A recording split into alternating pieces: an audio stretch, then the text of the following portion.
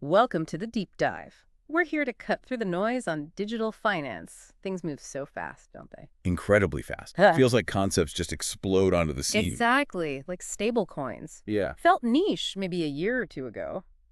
Now they're pretty central. Key tools in this whole digital economy thing. absolutely central. But that speed, that growth, Mm-hmm. it hasn't been without problem. That's the thing, isn't it? All that rapid, kind of unregulated growth brought a lot of chaos. Significant challenges, regulatory ones, operational headaches, even systemic risks.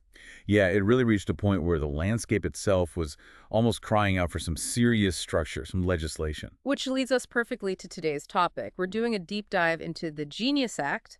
That's the Guiding and Establishing National Innovation for U.S. Stablecoins Act. Quite a name. It is, and it's monumental. This is the first big piece of federal legislation looking exclusively at regulating U.S. dollar-pegged payment stablecoins, how they're issued, how they operate. And it passed the Senate just recently, Right. June 2025. That's right, just sailed through this past June.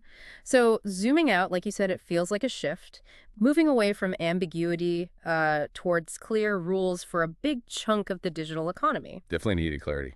So our mission today really is to unpack this.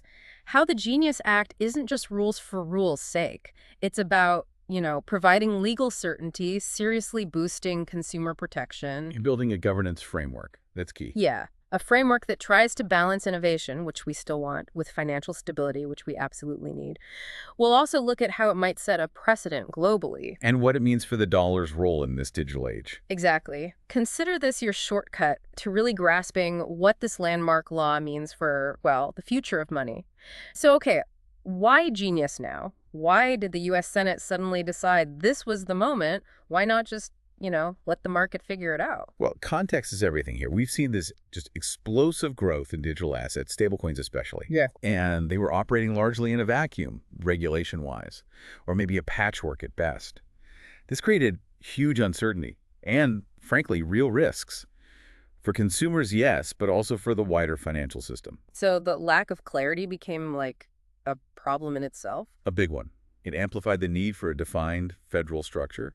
It just got to a point where waiting longer felt, well, too risky. Makes sense. So if that's the why now, let's crack open the act itself. What's the actual blueprint here? What are the core objectives it's shooting for? Okay, so it has several main goals, and they kind of interlock. First, establishing a clear, uniform legal framework for issuing dollar-backed stablecoins. Uniform being the key word there, moving past the state-by-state mess. Exactly. Second, a really heavy focus on consumer safeguards. Things like mandating strict transparency, ensuring liquidity, proper asset backing, the basics of financial safety. That transparency part feels huge, especially given some of the, let's say, opaque operations we've seen. Absolutely vital. But how does it go beyond just protecting me, the individual user? How does it tackle those bigger systemic risks you mentioned? That's where the design gets interesting. By demanding that rigid backing and clear operating rules, it's not just about individual protection, it's structured to prevent contagion, to stop one failure from cascading through the system. Okay. So it aims to strengthen the U.S. financial system's position globally, boost its competitiveness in the digital economy. Right. It also directly tries to cut down systemic risks and, importantly, prevent money laundering by making sure issuers meet tough financial compliance standards. So AML and compliance are built right in. They have to be. And finally, maybe the most strategic piece is reinforcing the U.S. dollar's leadership role, making sure it remains the go-to digital reference currency internationally, bolstering, dollar sovereignty in the digital realm. Dollar sovereignty. That's interesting phrasing. So it's not just keeping the dollar relevant. It's almost a geopolitical move, ensuring the U.S. leads as money itself goes digital. You could certainly frame it that way. It's about maintaining influence in a changing financial world. Okay, so with that strong foundation laid out, what's the bigger vision? What kind of future is the Genius Act trying to build? Not just for stablecoins, but maybe for the wider digital economy. Yeah, looking long-term, the strategic goals are pretty ambitious. The Act aims to make the U.S. a kind of global hub for responsible stablecoin issuance. Attract the good innovation, don't drive it away. So innovation within guardrails. Precisely. Foster new financial tech, but, and this is crucial, within a regulated framework.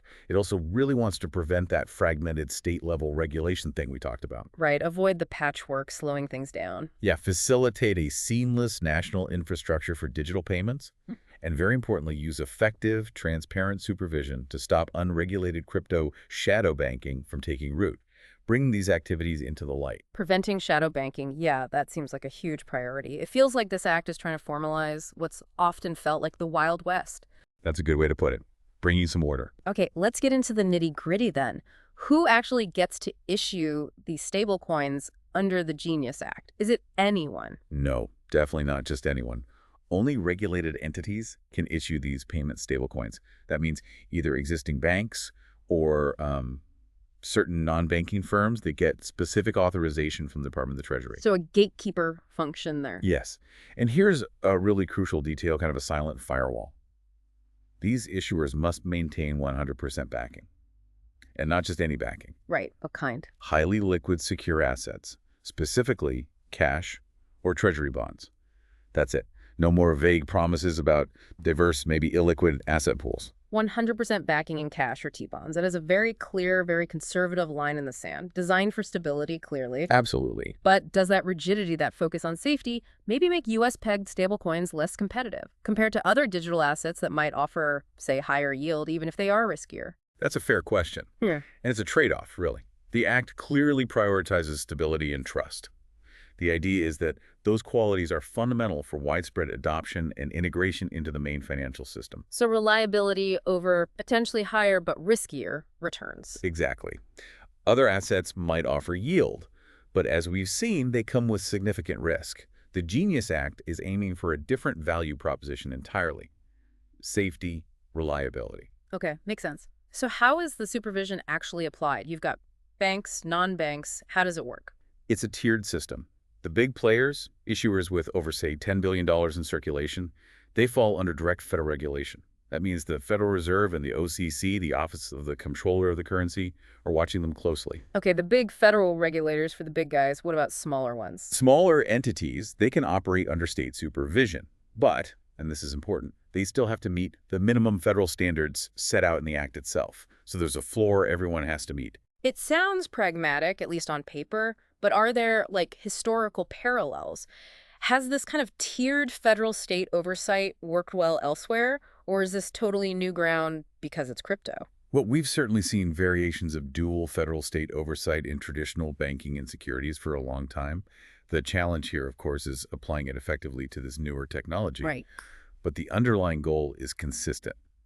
Scale the intensity of oversight based on systemic importance while making sure there's a uniform baseline of safety for everyone. Okay. And for you, the user listening right now, what are the specific protections? Protection is really central here. Issuers have to put out monthly public reports detailing their reserves. Full transparency. Monthly reports. Okay. What's more, and this is significant, users get a prioritized right to redeem their tokens if an issuer goes belly up. Insolvency. Stablecoin holders are put near the front of the line. That's a big deal. It gives people more confidence they can actually get their money back. It's designed to. And to back that up, regular independent audits are mandated, and issuers have to keep customer assets separate from their own operational funds. Proper custody. Okay, let's pause on that transparency for a second. Given some of the collapses we've seen, like Terra Luna, how specifically does this 100% backing and transparency prevent something like that? Or are there still potential gaps? Well, the 100% backing in highly liquid assets like cash and treasuries directly targets the core vulnerability of something like Terra Luna. That relied on algorithms and, frankly, faith without full tangible asset backing. Right, it wasn't really backed by cash you could point to. Exactly. The Genius Act mandates the assets must be there, be liquid, and be transparently verifiable through those reports and audits. It significantly reduces the risk of that kind of depegging event. Are there zero risks? No, regulation aims to mitigate, not eliminate all risk, but it's a massive step forward. Okay, that makes sense. Now, what about the global angle? You mentioned dollar sovereignty. Does this act reach beyond U.S. borders? It definitely has international implications. Look, foreign stablecoin issuers, say from Europe or Asia, they can operate in the U.S., but only if their home country regulators offer equivalent frameworks, similar standards of safety and oversight. Ah, so it's using market access as leverage. You could say that. The aim is to nudge the world towards an interoperable global standard for stablecoins, which is pretty vital if you want a truly functional global digital economy based on these things. So not just setting U.S. rules, but kind of encouraging or pushing other countries towards a similar regulatory language. That seems to be the strategy. Okay, stepping back again. What does all this mean for the bigger picture?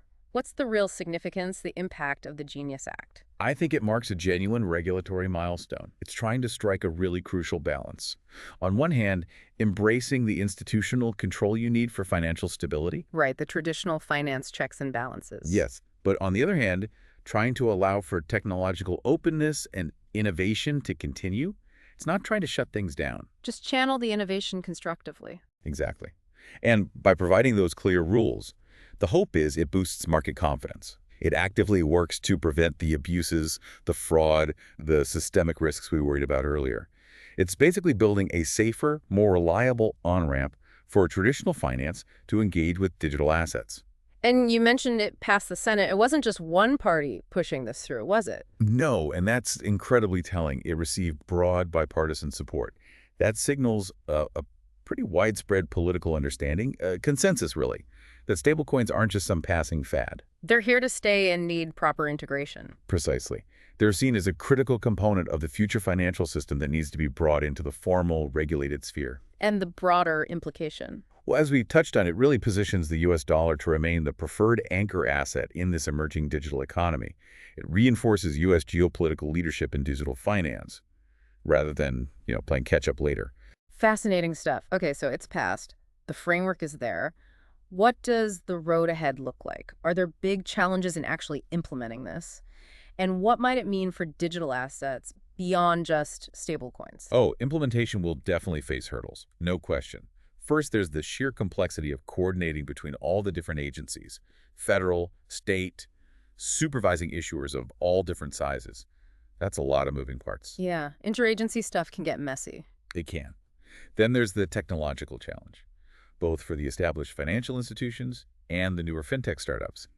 They all have to adapt their systems, their processes to meet these new legal requirements. That's not trivial. I can imagine the tech lift alone being monumental for some, requiring huge investment, probably cultural shifts inside companies too. Indeed. And we should probably expect some political resistance as well. Maybe from folks who really champion decentralization and see this as too much control, or conversely from those who think the regulations don't go far enough, especially around potential conflicts of interest. So pushback from different directions, potentially. Potentially. And then there's that global interoperability piece. Making this work smoothly with what other countries are doing, like Europe with MiCA, their big crypto regulation package. MiCA, right, markets and crypto assets. Yeah. Europe's taking its own distinct approach. So achieving a truly seamless, interoperable global standard won't happen overnight. It'll take time and negotiation. So it's not quite a one-size-fits-all global solution just yet. But sticking within the U.S. for a moment, what does this act signal for other kinds of digital assets beyond stablecoins? And what about the idea of a U.S. digital dollar, a CBDC? Yeah, that's the really interesting ripple effect question. The Genius Act could very well be seen as the foundational first step, laying the groundwork for a more comprehensive legal architecture for a much wider range of crypto assets. Like what? Well, other financial tokens, maybe NFTs with financial characteristics, even decentralized platforms, it's setting a precedent for how the U.S. tackles regulation in this whole ecosystem. So a template of sorts. Could be. And what's particularly fascinating, as you mentioned, is how this act kind of prepares the ground for a potential U.S. digital dollar, a central bank digital currency. How so? By creating this regulated environment for dollar-backed digital assets, it sort of builds the infrastructure, the regulatory comfort level, for a CBDC if or when the U.S. decides to issue one. It means they wouldn't be starting from absolute scratch. The rails are somewhat laid. That's a powerful thought, setting the stage, preparing the financial system before a potential CBDC even arrives. It's like building the digital financial highway, piece by piece, starting with these crucial stablecoin lanes. Right. So there you have it, the Genius Act. It's about providing clarity, definitely boosting protection, and establishing that robust framework for stablecoins, bringing them really firmly into the formal financial system. You should now have a much clearer picture of this complex but really crucial piece of legislation. And it feels like this is just the opening chapter, doesn't it? There's more to come in this space. Absolutely. So as you go about your day, here's something to think about. How might the Genius Act, by formalizing stablecoins like this, not just integrate them, but actually fundamentally reshape our very definition of money? And what about financial transactions on a global scale? What could all this mean for innovation down the road, for our privacy, and for the balance of economic power in the decades ahead? Lots to consider.